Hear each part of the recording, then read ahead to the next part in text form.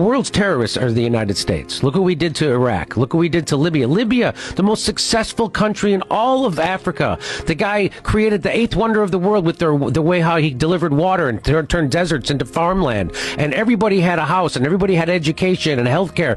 And we turned it into a failed state run by terrorists with open slave markets. Who did that? Barack Obama and Hillary Clinton did that. And they'll never have to pay a price for that. Barack Obama, the most he'll do is go, nope, that was a mistake.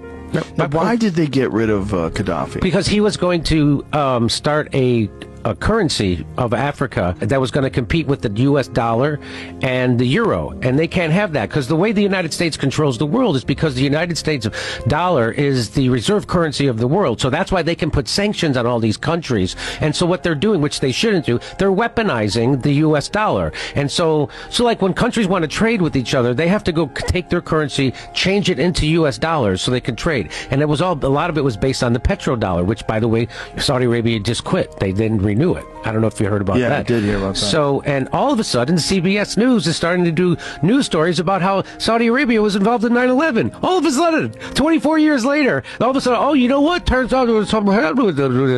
And they're like, you mean 2 weeks after they decided to not renew the petrodollar? Now CBS News is allowed to talk about that and investigate it, which when I talked about it, got demonetized.